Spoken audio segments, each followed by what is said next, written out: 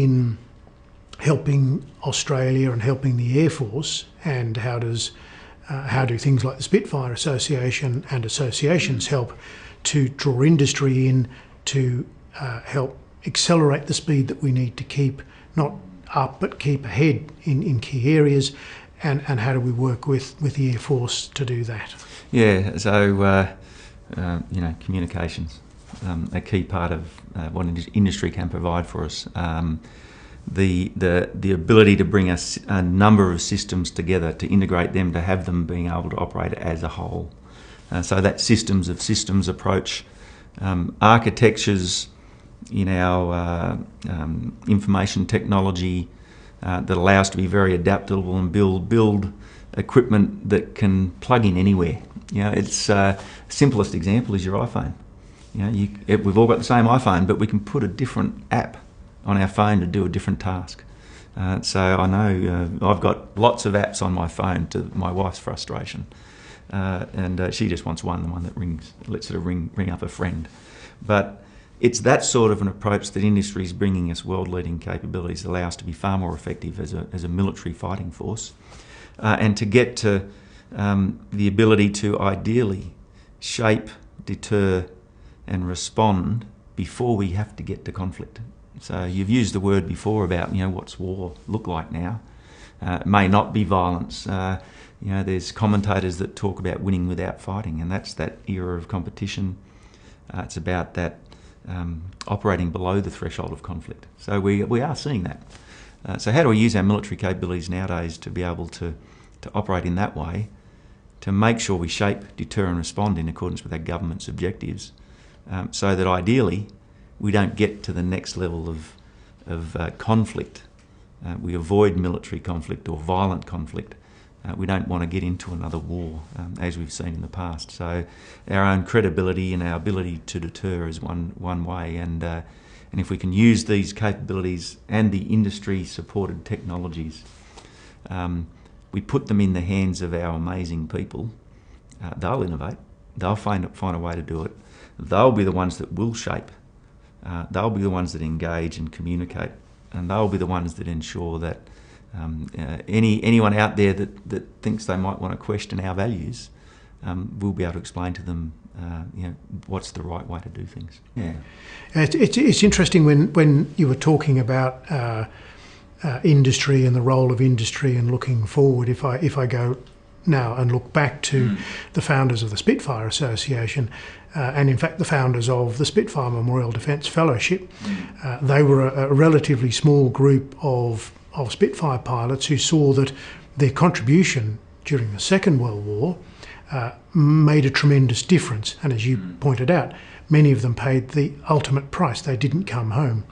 Those that did realise that what they'd done in the war had to be carried forward in the stuff that they did through the Spitfire Association, and they worked very passionately and actively to make sure that as individuals and as an association, and then in 1998 through the fellowship, to actually do stuff that could make a material difference to Australia and the defence of Australia. So the Spitfire Memorial Defence Fellowship, which was set up in 1998, was about making a difference, a contemporary difference. So what they had done then became a contemporary difference that they felt they could make through their experience and their knowledge to help Australia remain resilient.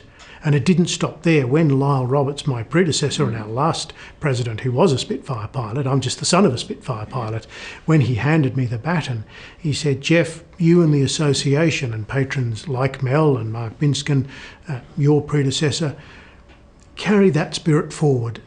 Do what you need to do to make sure not only we do what we're doing today in the Spitfire Memorial Defence Fellowship, but we expand on that." How important is that sort of stuff to what it is you're doing and you're thinking? Yeah, it's. I think it's really important. And there's a number of associations that contribute to this. The Williams Foundation do some work for us. They're foundations that operate differently to the Spitfire Association and certainly the Spitfire Memorial Development Fund. That fund itself is I think, truly remarkable. And it's about giving people opportunity. It's about building that core of people that I've spoken about earlier, that get an opportunity to innovate, get an opportunity to look and think. And the fund, and I've got some examples of some of the fellowships that the Memorial Fund has supported. But really, I think it's about carrying forward the vision of people like Lyle and those veterans that fought in the Second World War.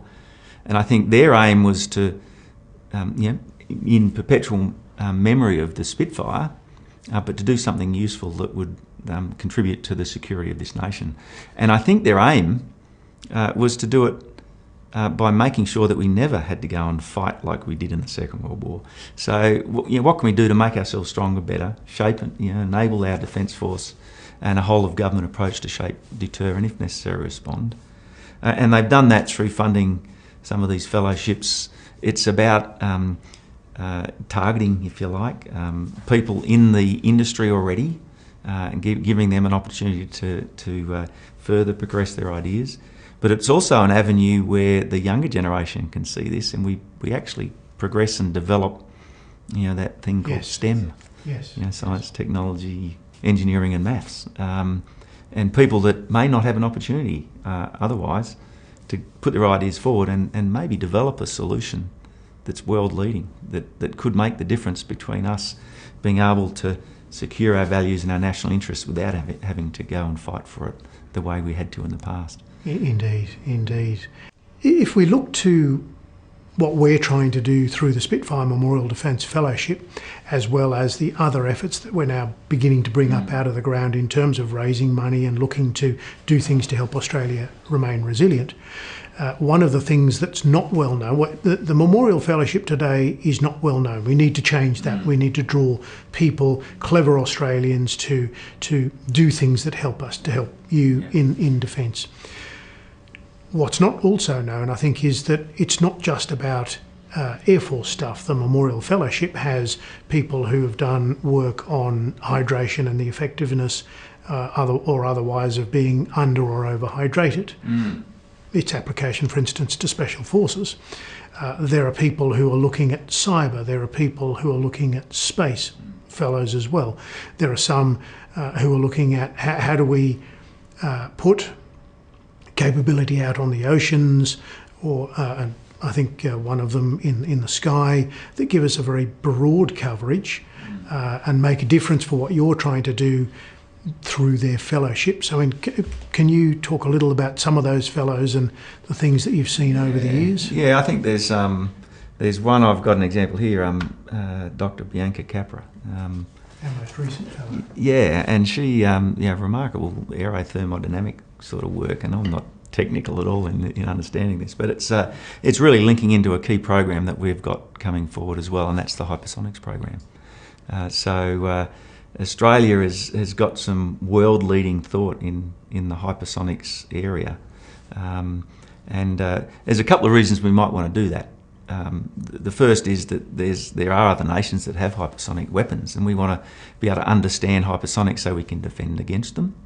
And of course, if we need to, we would be looking at hypersonics as potentially weapons application in case we needed to employ them. So she's doing world-leading research through our science and technology area that's helping us to work with our key partners in industry and other nations to try and progress some of these outcomes.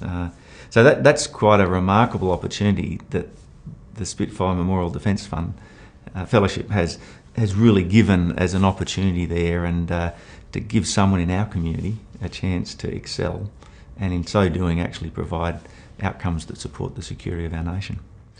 Another one of your staff, Wing Commander Kieran Joyce. He's I call him Mr. Loyal Wingman. Yeah. He drives a lot of that program for you, and he was a Spitfire fellow, and I've got the great pleasure of having Kieran on my committee as well. The thing that we're trying to do, and I think now succeeding to do, because Bianca's reference was Air Vice Marshal Kath Roberts, and so Defence and Air Force are now taking a very first-hand role in who they want involved in the fellowships and helping guide us on that, because you know what you need. We have a fellowship, and unless we put those two things together, we don't create the results for you consistently that we need to create, and we don't draw people in the way that we need to draw them in.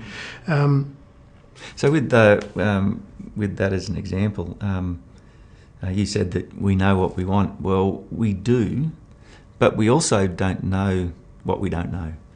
So people like Bianca can give us ideas, things that we won't have thought of, and that's the beauty of bringing independent thought into the area.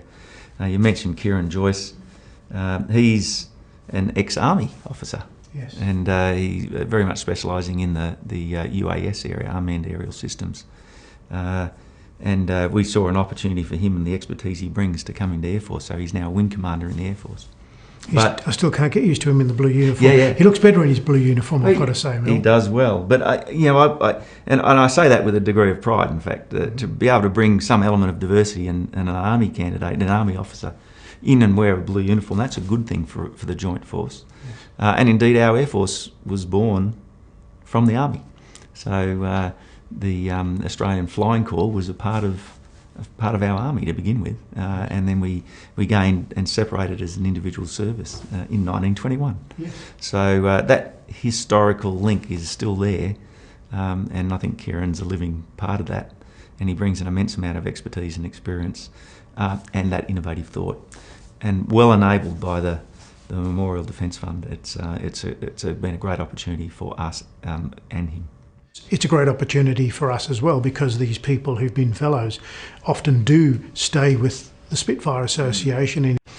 Mel, as we at the Spitfire Association look forward, we've thought about what we need to do. Lyle Roberts and I developed a plan in terms of our future, the sort of thinking that we needed to do, both in terms of the Memorial Fellowship, how we stayed relevant and continue to carry forward that memory of these men and women, and what we needed to do not only for the Spitfire Memorial Defence Fellowship, but those things that work around that in terms of other programs we're working on. Speaking of doing the job, what can we do at the Spitfire Association and the Spitfire Memorial Defence Fellowship that doubles and redoubles what we can do to help you and help Australia? Yeah, stay engaged. So stay engaged with Air Force, stay engaged with Navy, Army as well. And as you pointed out, the fellowships provided opportunities in the multi-domain environment. So yes, we have Navy, Army, Air Force, they're environmental organisations, but we all operate across the domains of land, sea, air, space, and the information and cyber domain.